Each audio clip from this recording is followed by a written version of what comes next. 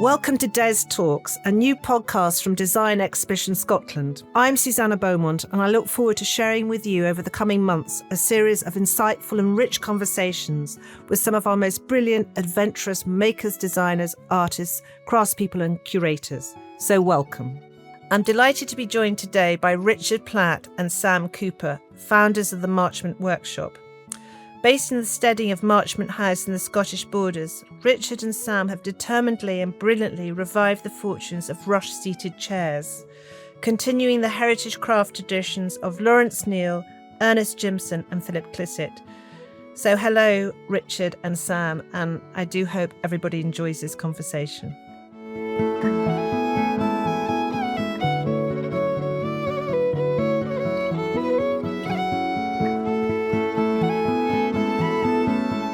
Hello, now we're sitting in the common room at Marchmont, and I'm sitting here with Richard Platt and Sam Cooper of Marchmont Workshop. So it's great to have you both here, and it's the home of the rush seat. So firstly, can you just say, what is a rush seat? Well, a rush seat itself is a seat in a chair that's made of rushes. Rushes are a plant that grows in rivers. They're pretty common, actually. It's the common river rush. Schonoplectus lacustris.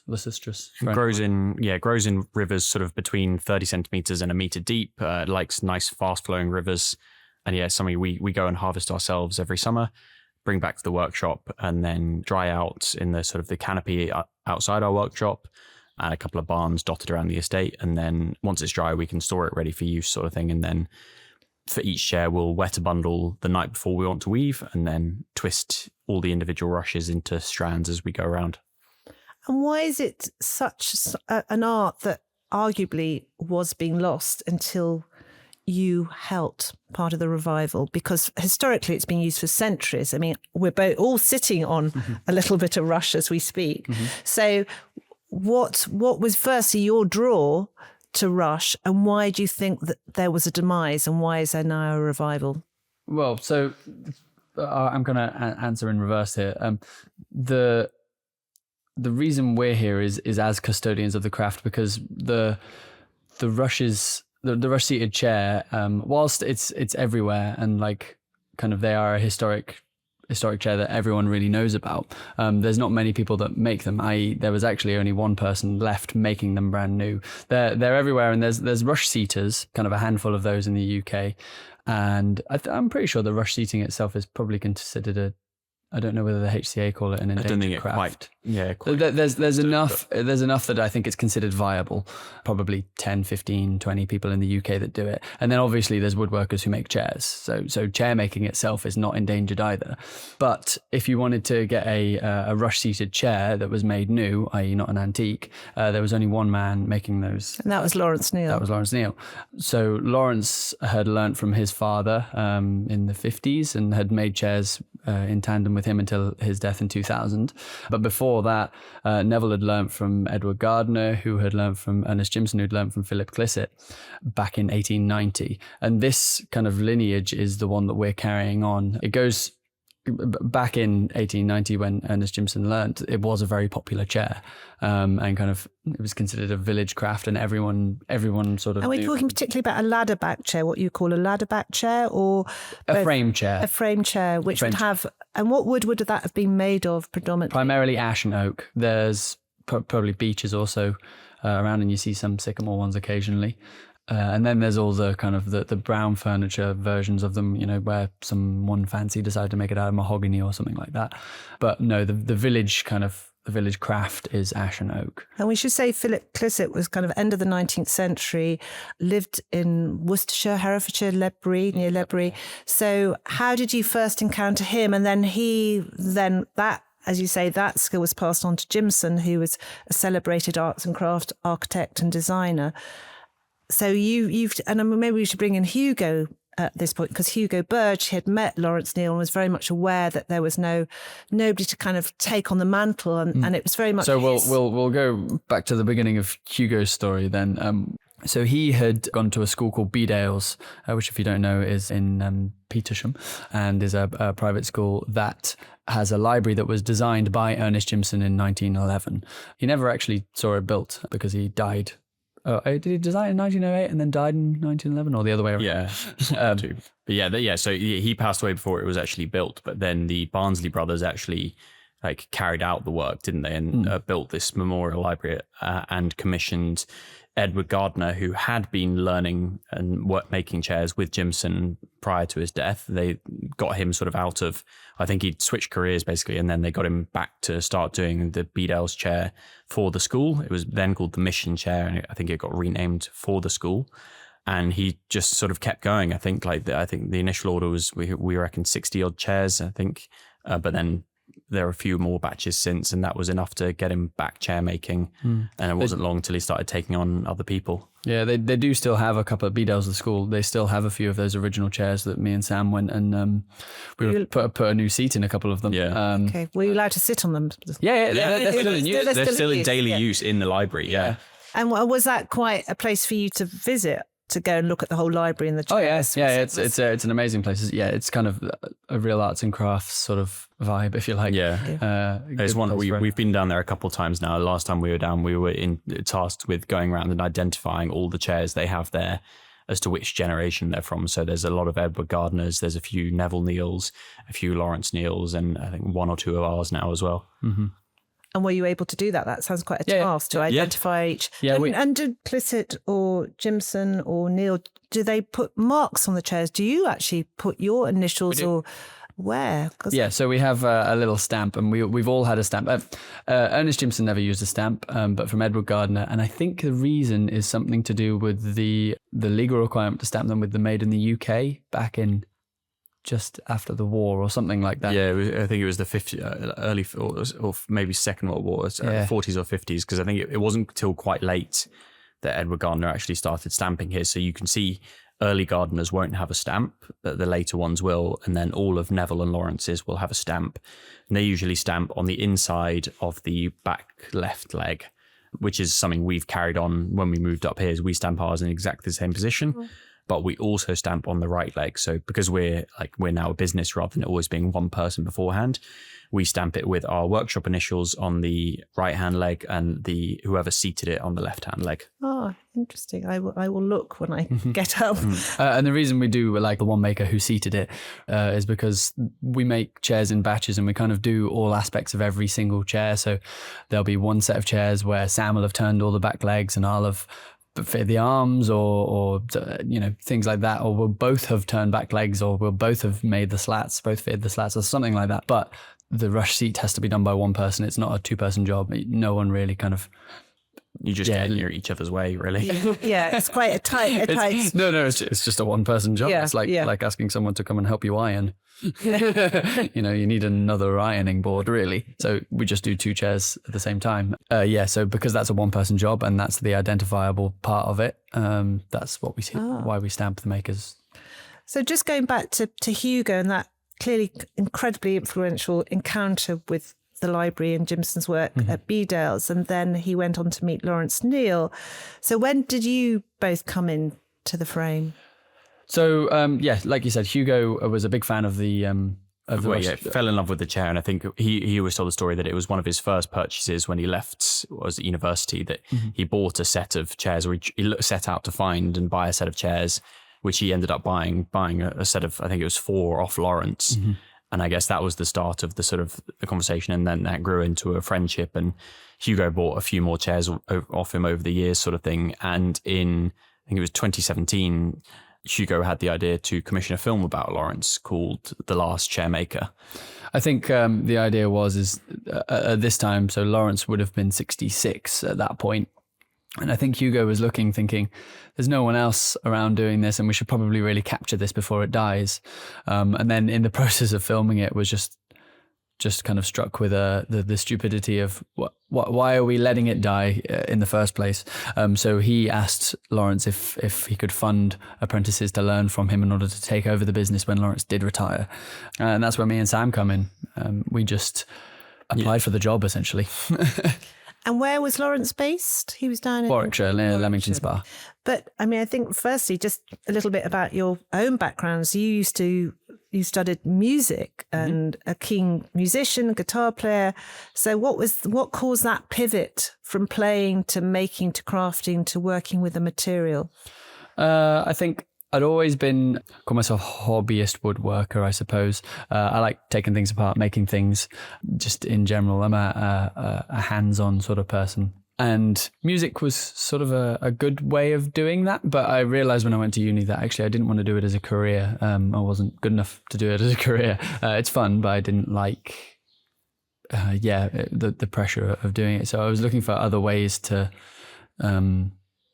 be crafty, I suppose. And I was like, woodworking seems like a good way of doing it. And then I kind of stumbled upon the idea of actually making instruments, which kind of really melded my two worlds together. So I went down that path for a few years, actually, mostly trying to get the right woodworker to pick me up. Trying to make instruments is actually quite difficult because there's no real you can't really learn in a school environment, if you like. They exist, and eventually I did go and do a short 3-month course in 2018. 2017 through to 2018. But I was basically, I needed to have the woodworking skills in order to be taken on as an apprentice by a luthier, just a single luthier. So I was kind of working on that alongside my music degree and doing kind of little bits like a BTEC in furniture, fine furniture. And then I was trying to do that and also made friends with a man called Mike Abbott who made chairs in the woods. So I was sort of already knew about the world of chair making. And then just... And for you, Sam, what was your journey to chairs and particularly that one to the craft and making and using hands to understand even material? I mean, a lot like Rich, I was always quite a hands-on person. Like I loved making things. I love taking things apart and stuff like that. And woodworking had been like a hobby for mine for a couple of years. I remember at secondary school, I had 2 wonderful tech teachers who pretty much let me have free reign of the workshop facilities there. So I got to play with all sorts of machines then, and that sort of gave me a taste for it. Then I went off to uni, did engineering and dropped out of it because it was too theoretical for me. I didn't get the opportunity to actually get my hands dirty or make anything at any of the time. So dropped out of that and then completely left field, moved to the Philippines to become a diving instructor because that was one of my other sort of passions at the time. Stayed out there for a while basically and came back and for visa requirements sort of thing and had just picked up a job working for a local sportswear company and managing their warehouse while I was sort of saving up to work out back where I wanted to go. All the while I was back in the UK, woodworking became more and more part of my life. It was mainly green woodworking, so spoon carving and bowl turning and stuff. But the plan was sort of eventually chairs, and then the apprenticeship popped up. So you both, though the call that was funded by Hugo to go and be apprentice with Lawrence Neal in his later years, aware of this kind of craft needs to be sustained and nourished. So that's where you both met. Yeah, pretty much. And we both found the same ad on a Facebook group for spoon carving and green woodworking. It's quite niche. Yeah. It's funny actually, because when we put out our own, so, fast forward a few years now to a couple of months ago from here, when we put our advert out for our apprentice, Isaac actually found our advert in exactly the same Greenwood group on so Facebook. It's a forum that's done. Oh, brilliant! I love it. So you were apprenticeship with Lawrence, and then Hugo had obviously set up the studios, and your workshop was formerly a garage. And what I've always loved about it, I'm looking at it now, is this wonderful cantilevered porch, which I understand is designed by Robert Lorimer, the great kind of turn of the century architect. And you have this brilliant space, which you are kind of slightly expanding out of on a wonderful sunny day like this. But when did that move come about, that you decided from working with Lawrence in Warwickshire to move to the Scottish borders? It was always part of the plan, really. It was something that was made clear to us when we interviewed right from the start for the apprenticeship, was that we would sort of spend as long as Lawrence felt necessary with him. And then I think at the time we agreed it was like a 2-year commitment after we finished with Lawrence that we'd come up and stay in the craft sort of thing. And Hugo was always going to be fitting this place out. I think the first time we met was when Hugo invited us up here for like the last stage of the interview, and they showed us around what would be the workshop in a couple of years' time. It was derelict at the time, just had like roller shutters on the front of it, and it was being used to store a ridiculous amount of like event furniture, wasn't it? Yeah. But you could see the potential, and immediately that's quite a big geographical move as well. But you both felt in tandem again. Actually, it's one thing to think about chair making. It's another thing to kind of commit yourself beyond an apprenticeship. So you both in kind of unison thought, yeah, we're off. Yeah. Well, I mean, this was such a rare opportunity. It literally doesn't happen. Someone doesn't say, can I give you this money? And then can I give you this business? And you just do what you want with it. It just doesn't happen.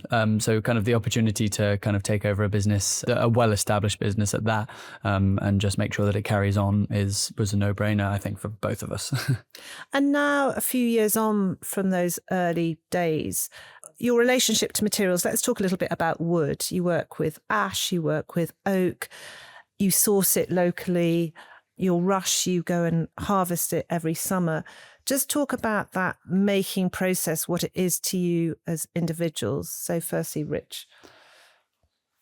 About the kind of you want to know the process of making a chair? The process and your relationship to materials and that time and that craft, how your fingers work, how you work with tools. I think, again, that understanding, working in partnership with a material. Each piece of wood is different. It has its own character. Just a little bit about that making process. Let's take an ash chair, where we start with our logs, because all the ash that we get comes from as local a woodland as we can get, really. It used to come from the estate, but they pretty much got rid of all the ash on the estate, so there's none left. So it comes from about 10 miles down the road. A friend of ours has a nice little stand, and he lets us go around and select the wood, or select the trees that we want to fell, which is usually sort of 5 at a time, and that'll do us for a good 6 months to a year, depending on the split of ash and oak chairs in our order book, really. And because we work in greenwood, what we can do is we can fell the trees, and then we can store them as logs until we want to use them. And so we'll, at the start of a batch of chairs, we'll select a log that we want, we'll put it on the sawmill, and we'll saw what we need, essentially. Maybe just say what greenwood is. Greenwood is just unseasoned timber. It's just wood that that has been milled, but hasn't been dried. So in theory, you can have a tree felled 10 miles away, and then within days it can be in your workshop. Yeah, depending on the wood. So ash is one exactly. It's got a fairly low moisture content already, so we can, like, I think there's times where we've started working with a tree the same day it was felled, and it's been half an hour later the forester has bucked it up for us, and it's on our sawmill. The beauty of ash is that it has actually quite a low moisture content to begin with, so it gets felled around the 30% mark anyway, which is okay for, in terms of, like, everyone will be saying, like, oh, but what about the wood shrinkage and the splitting? Because everything is turned. If there wasn't a split in it before it was turned on the lathe, it won't split once it's dried. It'll just go oval, basically. So with ash, the slightly lower moisture content means that its ovalness isn't quite as pronounced as, say, the oak, where that can be sort of more like the 45% mark, and you do need to let it mellow just a bit. So we tend to buy our oak in, one, much larger pieces of wood, because no one's felling the size of ash, felling oak the same size as the ash is that we use, and we can't actually mill up those massive logs of oak. So you can see them just outside our in the woodshed there. They're about sort of 2 to 3 feet in diameter. So maybe we should talk a little bit more about ash, because you're currently exhibiting in Ash Rise, which is a touring exhibition that started at the Botanic Gardens in Edinburgh last September, and is a celebration of ash as a material. You did for that exhibition 2 new works, the canopy chair and the tower desk, which is you've previously been working with designs by Gimson and Clissett, looking back at that arts and crafts tradition. These were a desk and a chair that you designed. Can you tell me a little bit about that process, and then again working with ash and what ash has in its character that makes it so brilliant to work with? It has usually a straight grain, it doesn't splinter, it has a bit of give. So maybe can you just kind of outline that process of those two new designs? Yes, I mean, they started out as a lot of, exactly as you said, like we were tasked with designing something to utilize the qualities of ash. Like ash is, we would say, the best chair making wood available, sort of thing. It's one of the hardest and also the strongest UK native woods, and it's got a good amount of flex to it as well. It machines like quite nice and easily. So we were able to use a lot of the techniques that we've developed through making sort of historic arts and crafts chair just in a new way. So for the canopy chair, for example, all of the legs again were still turned just like we do on our historic chairs. The crest for it was steam bent, again, just like we do for the back legs of our current chairs, just a much fiercer bend. Like it's a full semicircular with it's like a 25 centimeter radius or something like that. It's a much stronger bend than anything we'd done before, and it's a 2-person job that versus the regular chair legs, which you can one person can do 30 of them in a row in about half an hour, sort of thing. How long do you need with 2 people to do one? It's only about 2 minutes. Okay. Like you only have quite a short window. Like when you're steam bending anything, it will sit in the steamer. The rule is about an inch or an hour per inch of thickness for steaming to get it, sort of make sure that the heat and the moisture penetrates the wood enough. But once it's up to that temperature, the second it comes out of that steam, it starts losing all of that heat. And what the heat does is it softens the lignin, which is like bonding the cellulose fibers together in the wood.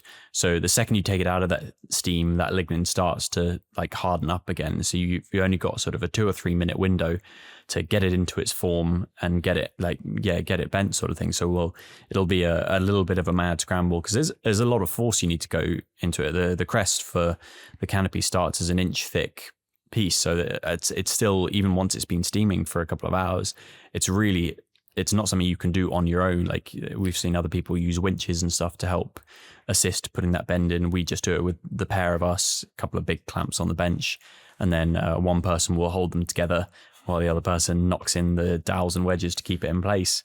But once that part of the process is done, it only needs to sit in its bending form for another half an hour or so, and then we can take it out and we'll just tie it together with a bit of string, tension it with a sort of a windlass mechanism, and then leave it for a week or so to dry. And with it not still in the bending frame, it can dry really evenly. There's no every surface is exposed and it can air dry pretty comfortably. So we've had a remarkably low failure rate with those, actually. And just going back to steam bending, because this is what I've found so fascinating, that ash is particularly good for steam bending. As you say, the lignin responds well. I had this in my head, you put it in like a giant bath. What is your apparatus for steam bending? If you're working on a leg, what are you doing and how long is it in the steam? It's not a machine as such, it's literally in water making steam. So we literally just use a wallpaper steamer. We've got a couple of them we run in tandem. They've got run times of about 90 minutes or so before we need to switch it over or refill. So that's why we have a couple, just if we're doing a big batch of steaming in one go or one run almost till it's finished, and then just switch over for the last bit to carry on, sort of thing. They've got like a cool down period where you got, I think for safety really, you can't just like fill it up and carry on going. So they have a little cool down period, and we have 2 so that you can just cover up that cool down period really. And then the wallpaper steamer is just connected to a steam box. We've recently upgraded ours, so we've got a stainless steel liner inside. So it doesn't rust, and it holds the heat in really well, and means the rest of the box doesn't disintegrate. And then around that, we've got some just Kingspan foam insulation, and around that some plywood, just to sort of make it easier to move around. The plywood we can screw wheels into and stuff like that, and the insulation keeps everything, all the heat inside the steel, and that means the top of the box isn't hot to the touch as well. And do you, when you're using a technique like steam bending, which has been used for thousands and thousands of years, and I remember reading that Tutankhamun's chariots that they found in Egypt, so the wheels were made of ash that were steam bent. Ash doesn't grow in Egypt. They must have imported it because it has this particular characteristic, it can be steam bent. So when you are steam bending the legs of your canopy chair, are you very much aware of the hand and the craft and the knowledge that you are using? It sounds like, and I'm sure you're not thinking about that every time you make a chair, but I'm very much aware that this process of the hand on the legacy, the learning, the nourishing of a craft, is that, how vocal have you come I suppose, in being championing the importance of this craft of making? Well, I mean, we're obviously going to champion the craft. I can't say that every time I put my hand on a leg, I'm thinking about it. To be honest, most of the time it's you're judging the wood. Not every piece of ash is perfect. Not every piece of oak is going to bend the same way. So what we're looking at is something completely different to most people. We're looking at the way the grain is, whether there's any pin knots that are going to get in the way, if there's any run out, things like that. And I think that knowledge of being able to read a piece of wood, that the way that your eyes have so tuned, you can see its potential or lack of potential, its grain, its strength, its knots. So you're looking at wood and thinking, okay, so how much when you've got your wood, your ash locally, it's green wood, how much makes it through? How much is there that you're having to kind of weed out the wood that is not appropriate? Is that something again that your eye and your hand must work? It depends on the bit of wood, to be honest. It depends on how fast the tree was growing, whether there were any knots that it decided to grow over and we didn't see until we were milling it up. And that's half of why why we buy our wood in log form, because if you were to buy those in boards, kind of someone else has made that decision for you, and they may have just cut straight through and left this big old knot that's, instead of choosing whether it goes through one little bit of wood and you can work around it, they've decided it goes through the entire thing, and you've wasted this entire board that could have been something a bit better. So by having that freedom, that's kind of what Isaac is learning at the moment, how to read a bit of wood effectively. And Isaac is your new apprentice. So, and how long has he been with you? He's been with us for about 6 months, just over 6 months now. Yeah, I guess coming up to 7 now, isn't it? Yeah. April, he's doing really well. Doing very well. Good. So he again the next generation I wouldn't call him the next generation. Is he your age? He's literally the same age as us.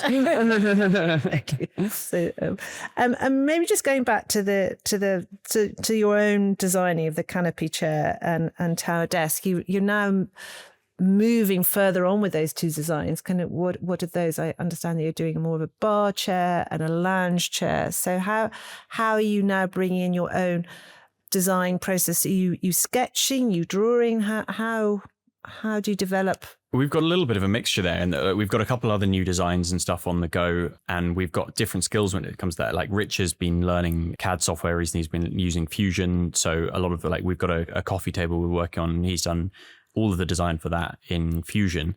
Whereas the canopy chair, I'm a bit more old fashioned, and I think it mainly because I learned to do technical drawings during the engineering course sort of thing, that I prefer working on paper. I find it easier for me to wrap my head around, despite it not being 3D. It did also help though, because the canopy is a really organic, really organic design, and I actually don't think there's many people that would choose to do that as a CAD thing anyway, because it's not something that the beauty of CAD is you can correct things. If you I don't know, if someone says like, oh, I love it, but I want it to be, instead of a meter long, I want it to be a meter and 1.2 long, and you're like, okay, cool. Instead of having to redraw the entire thing, you just plug in the numbers and it fixes it for you. So it's a little longer to get you there, but I think with the canopy chair, it's not like you can ask Fusion to be like, add another branch, please.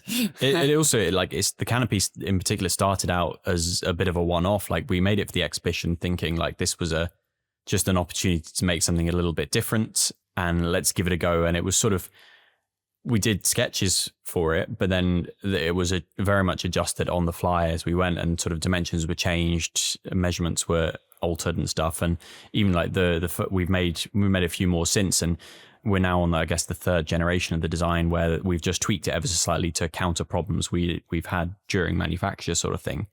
And canopy, we should say, is inspired by the canopy of a tree. So you've got these forms which are kind of, as you said, much more kind of organic. So is that something when you think of a ladder back chair, that it's more, I mean, there's curves, but there is some, I imagine everyone is slightly different. Yeah, one of the features of the design is that each sort of back leg of the canopy is shaped like the branches of a tree. And we've got a couple of different templates which we'll mix and match, so that every chair is going to be a unique combination of branches. There'll be some where they're ending, some where they're forking, and just the very nature of hand carving them means that they'll always have a little bit of variance to them. So that if you had a full set of them around a table, you'd have a nice little woodland where no two chairs would be perfectly alike. little ash woodland. Yeah.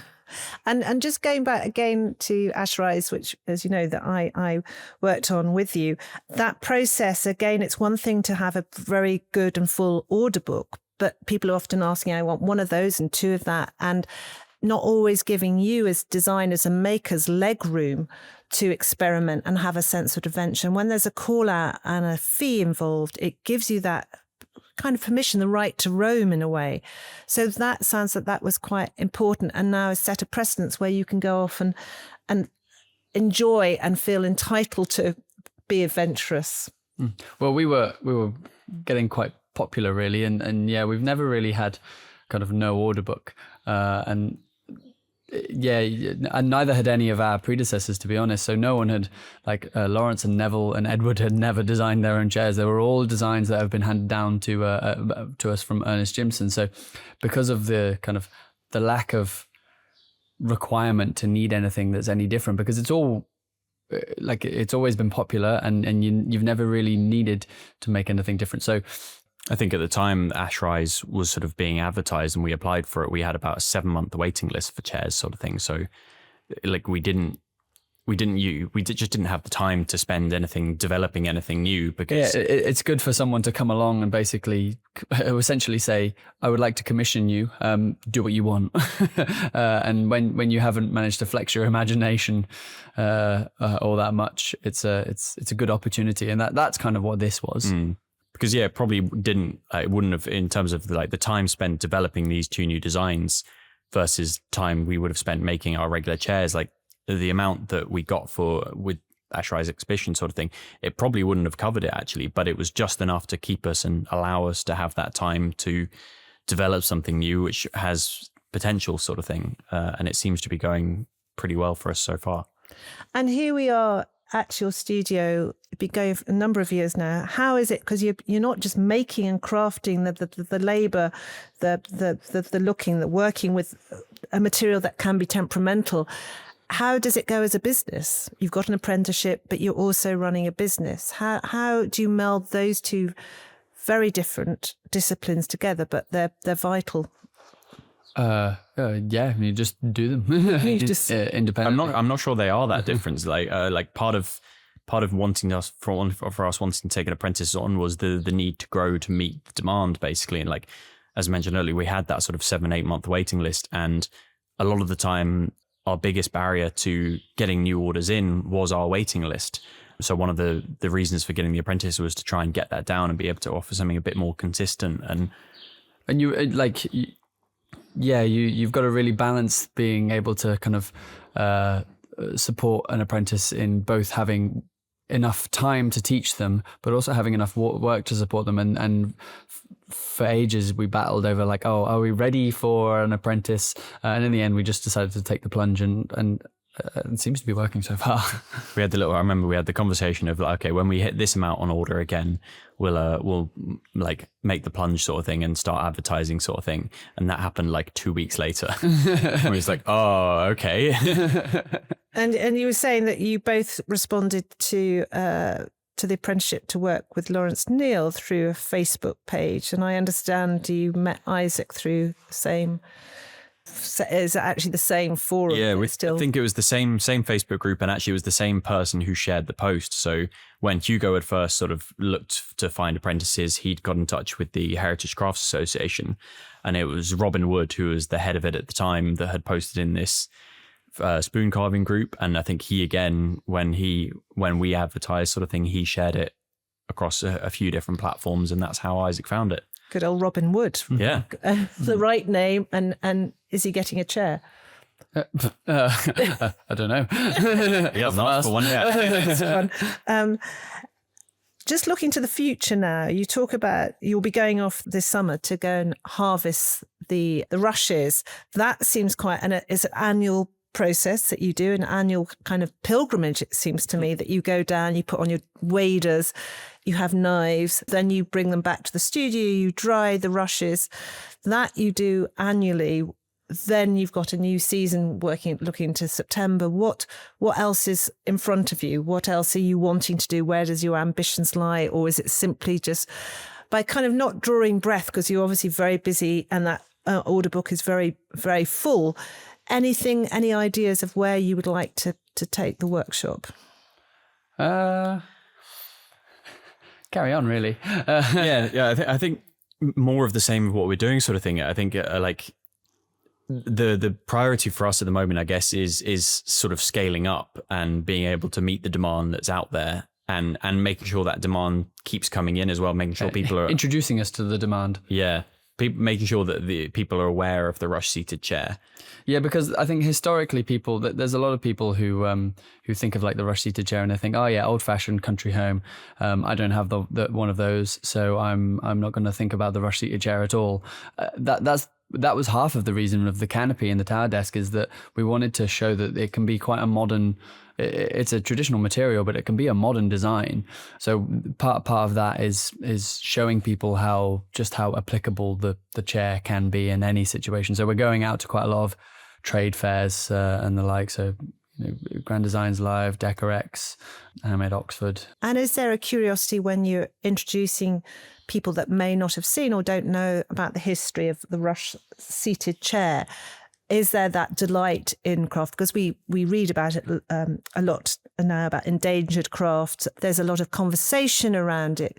Do you feel that the public's appetite is growing, and curiosity and wish to support and applaud? I think they need teaching. They need educating on it, because they think that these things just appear out of nowhere. Either that, or they think that they get shipped over from China or something like that. And they don't appreciate the amount of work that actually has to go in it. Despite, even if it does come from China, there's still someone who's incredibly skilled that makes it over there. And by what we tend to do is we'll take a bundle of rushes and a chair that needs a seat in it to these shows, and we'll show people just how long and just how much time and skill it takes to make these seats. And everyone always just kind of stands and watches for a while, and they go, so how long does it take you to make a chair? Just no one realizes until they see it in person, and they chat. And how long does it then? Well, I mean, the actual seating aspect of it is me and Sam have gotten pretty good, and now it's a few hours for us to do a seat. But kind of back when we started, it was 2 days per seat, and if you're making someone a set of 6 chairs, that's a couple of weeks worth of work. Do you find that that's with our appreciation of time and craft, because time is required for craft? It's a time for the materials to dry, or it's time, but it's also expertise. I think I always end up having to clarify that, like, yes, it takes me, like I did it just then. It takes me and Sam a couple of hours to make a chair, but it would take anyone else weeks to make a chair. And they think, oh yeah, so because it only takes you a couple of hours, actually it's not very skilled, is it really? You obviously find it quite easy. It's like, no, we've practiced, man. Yeah. And I think that's the thing that I still don't know how to describe to people, but just how kind of skilled this work is. It may not look it, but that's because we make it look easy. It's something we have to explain. We do rush seating courses every now and then. It's something we have to explain to everybody on the course, that they're doing their first rush seat ever, sort of thing. And we get some very good students on there, but they're still looking at it and being like, and I'll be at the front of the room doing one on like a demo chair, basically to show them what they're doing rather than working on ABs. And they'll come over and be like, oh, why doesn't mine look like that? And it's because we've done like 400 of them at this point, sort of thing. Like we've spent well over our 10,000 hours of doing that rush seat, like developing the skill, getting down to the speed we are. Like, I mean, I think before we even finished our apprenticeship with Lawrence, we'd only just cracked them under the sort of the day mark.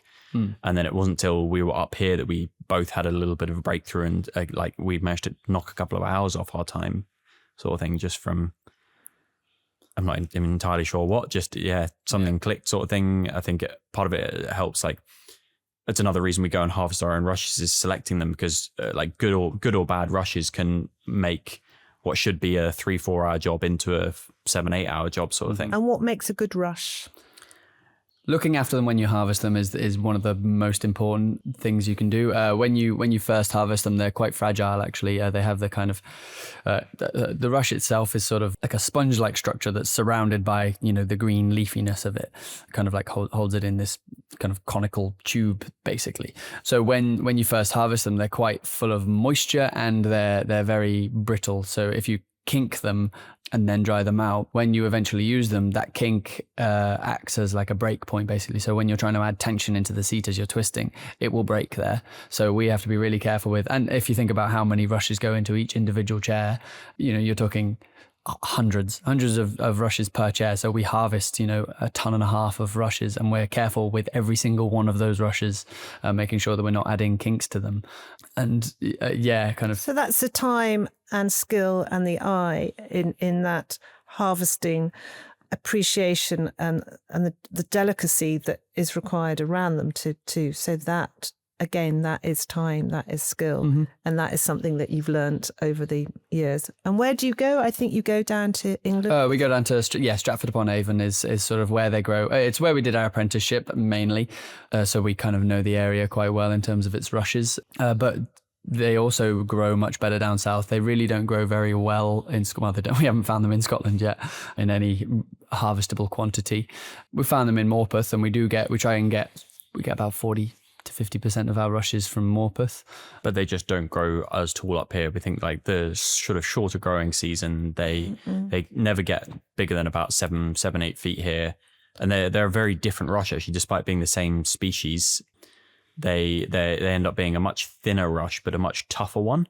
So we find that like 2 or 3 rushes from Morpeth will twist together the same as a couple of rushes from Stratford. Which, so for those of you who don't know, the rushes that we get from Stratford can be up to sort of an inch thick at their base, and you'd still use 2 or 3 of those to twist down into a 1/4 inch strand, whereas you'd use 2 or 3 of the rushes from Morpeth, which are more like a 1/4 inch each, and you twist those together and get the same size strand, just because they're tougher.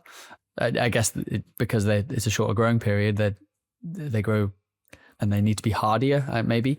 But that's kind of wonderful that that's territory you got to know when you were working with Lawrence and those rushes. So yeah, we learned that when we came up here. Yeah, we only ever harvested in the same patch with Lawrence. Yeah. I think the main thing we learned then was just how quick rushes grow, because it's a perennial plant. So we can go back and cut the same patch of river sort of year on year. We tend to try and alternate it to sort of give it a year off and recover. But I remember when we were at Lawrence's, we sort of cut, nowadays we cut over the process over the like 3 or 4 days sort of thing. We've got a couple of volunteers who join us, and we get everything we need in those few days and then drive it back up to like hang and dry. When we were doing it with Lawrence, we'd sort of spread it over a couple of weeks, and the patch you'd cut on the first day, when you went back at the end of those 2 weeks to sort of cut the last patch, the first patch was like a foot out of the water already, despite us probably cutting it like a foot under the water level. It grows that quickly, and sort of, so yeah, a really good summer means the difference between, or really good spring means the difference between sort of 7-8 foot rushes and 10 foot rushes. Well, here's to the rushes. Yeah. And thank you so much to you both for talking so generously and openly about the workshop and the joys and delights of rush-seated chairs. And congratulations to you both, because I think you've had a really busy time, and it looks like the rest of the summer is going to be good and busy. So, yeah, hopefully so. And welcome to Isaac the apprentice as well, I should say. Thank you. Cheers. Thank you.